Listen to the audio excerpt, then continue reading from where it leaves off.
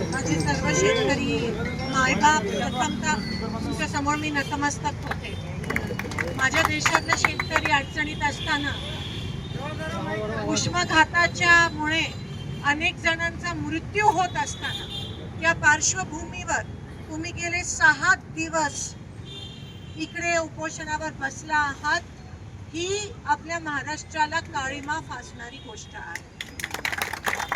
या देशाचा, या महाराष्ट्राचा कणा, माझं शेतकरी मायबाप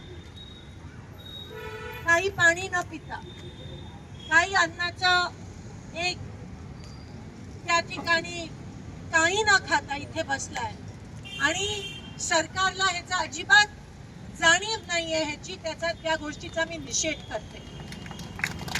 खरं तर ही व्यासपीठ ही राजकारणाच्या पलीकडची आहे. ही व्यासपीठ ही माणुसकीची व्यासपीठ आहे. इकडे येऊन भाषण देणं ही आमची संस्कृती नाही आहे, पण शेतकऱ्यासोबत खांद्याला खांदा लावून त्याची लढाई, त्याला न्याय मिळेपर्यंत लढणं ही आमची संस्कृती आहे. आज अनेक शेतकरी अनेक वर्षापासून खरं तर ही मागणी आहे की साखर कारखान्याची मनमानी चालते आणि 15 दिवसात जो नियम आहे बिल मिळाला पाहिजे, तो बिल दिला जात नाही. मी संसदेत पण हा विषय बोलली.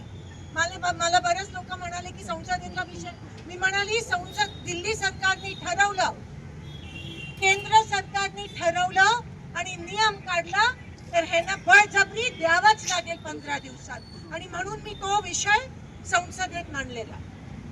पण हे सरकार निगरगट्ट सरकार आहे. मी म्हणते राजकारण करायची गरज नाही आहे, पण वस्तुस्थिती ही आहे की सरकार निगरगट्ट आहे. शेतकऱ्याच्या जीवावर निवडून आलेले आज शेतकऱ्यांकडे पाठ फिरवण्याचा पाप करत आहे. गाळपचा परवानगी नसताना पण गाळप कसा होतो.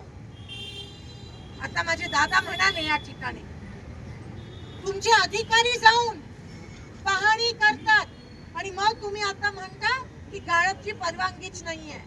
ह्यांच्या खोटाला बळी पडू नका. हे सगळं मिली भगत आहे आणि म्हणून हे चाललंय. अनेक अशी उदाहरणं मी तुम्हाला देऊ शकते. ह्यांच्या सगळ्यांच्या देखरेखीत हे होत आहे. हा अन्याय शेतकऱ्यांवर होत आहे. शेतकऱ्यांच्या पोटावर पाय देण्याचा पाप ही लोक वरपासून खालपर्यंत करत आहेत. हे जे पकडले जात आहेत ते छोटे मासे आहेत. करणारा कुठे बसलाय? मंत्रालयात बसलाय. वरपासून खालपर्यंत पैसे कमवण्यासाठी किती 136 कोटीचा सब गोलमाल हे आपल्याला या ठिकाणी दिसून येत आहे. तुमची लढाई मी वैयक्तिकरित्या व्यर्थ जाऊ देणार नाही. मी लढतो, मी भांडते ना. मी सत्तेसाठी राजकारणात आली ना मशीनमुळे इलेक्शन जिंकली. जर जिंकली असेल आजपर्यंत इलेक्शन तर तुमच्या कृपेमुळे जिंकली आहे. प्रत्येक शेतकरी, प्रत्येक कामगारामुळे. आणि मी जर तुमच्यासाठी लढली नाही तर ती माझ्या हातून सर्वात मोठी चूक होईल, सर्वात मोठा पाप. आणि ती माझी संस्कृतीच नाहीये. जेव्हा माझा माणूस, मला आशीर्वाद दिलेला माणूस अडचणीत आहे, त्याच्याकडे पाठ फिरवण्याची संस्कृती आमची नाहीये आणि ना महाराष्ट्राची संस्कृती आहे. आणि आज महाराष्ट्राच्या संस्कृतीला सत्ताधारी काळीमा फासत आहे. तुमच्याकडे पाठ फिरवणं. आणि म्हणून दादा, काळजी करू नका. आज खरं तर काही दिवसापासून मी तुमच्या संपर्कात आहे. मागच्या 2 दिवसाखाली पण तुमचा त्या ठिकाणी फोन आलेला, पण ती चुकीने तिने मला सांगितलं नाही. पण आम्ही तुमच्या सोबत आहोत आणि ही लढाई आपल्याला दिल्लीला पण घेऊन जावी लागली तर आपण घेऊन जाऊ. पण पहिले लक्षात घ्या, ह्याचे सगळे जे कर्ते आहेत ते मंत्रालयातून सूत्र हलवत आहेत. आता आपण साखर आयुक्त आहे ना, त्यांना पकडू, ह्यांना पुढे करतील छोटे मासे. नीट मध्ये कसं झालं, छोटे मासे पुढे करतात, पण करणारा हा शासनाचा एक भाग आहे, सरकारचाच भाग आहे. त्याशिवाय लीक सारखा पेपर लीक होत नाही. त्याशिवाय गाळप नसणारा कारखाना गाळप देऊ शकत नाही, परवानगी नसलेला. आणि म्हणून हा खूप मोठा भ्रष्टाचार तुम्ही उघडकीस पाडलाय. तुमच्या लढाईला आम्ही व्यर्थ जाऊ देणार नाही. आज माझे 3-4 बंधू हे उष्माघातामुळे सिव्हिल मध्ये आहेत. माझी लोक तिकडे आहेत.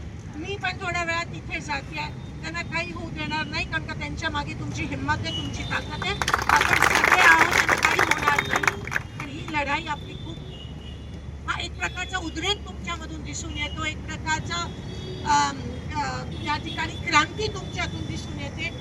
आपण दोघंही एका बाजूचे नाण्याचे एकच बाजू आहोत आणि दुसऱ्या आपल्या विरोधात तुमच्यावर अन्याय करणारी लोक आहेत. आणि म्हणून मी तुम्हाला शब्द देते की हे बिल, हे पैसे तुम्हाला ताबडतोब मिळाले पाहिजेत. यासाठी आपण लढाई लढणार आहोत. या लढाईनी एक आक्रमक वळण जरी घेतलं तर आपण तयार राहायला पाहिजे. रस्त्यावरची लढाई आपण लढत आहोत. माझे शेतकरी मायबाप, एकीकडे खताचे भाव वाढले, दुसरीकडे डिझेल नाहीये, दुसरीकडे पाणी सोडायची बोंब आहे, तिसरीकडे पीक विमा मिळत नाही आणि असा दुष्काळात 13वा महिना संकट माझ्या शेतकऱ्यावर अन्नाचा पाक या सरकारने केला आहे. त्याचा निषेध मी करते. तुमची लढाई मी खांद्याला खांदा सोबत तुमच्या सोबत लढून या लढाईला न्याय मिळण्याशिवाय मी गप्प बसणार नाही. एवढं तुम्हाला एक तुमची बहीण म्हणून शब्द देते आणि तुम्हाला साथ देते. सरकारचा निषेध करून इथेच थांबते दादा. आणि ह्या पुढे जे काही पावलं घ्यायचे ते मी व्यवस्थित तुम्ही आपण नियोजनबद्ध या लढाईचं नियोजन पूर्ण आपण करूयात आणि त्या पद्धतीतच प्रत्येक पाऊल घेत राहूया. तुम्हाला तुमच्या या कष्टाला आम्ही व्यर्थ जाऊ देणार नाही हा शब्द देऊन इथेच थांबते. धन्यवाद. जय हिंद, जय महाराष्ट्र.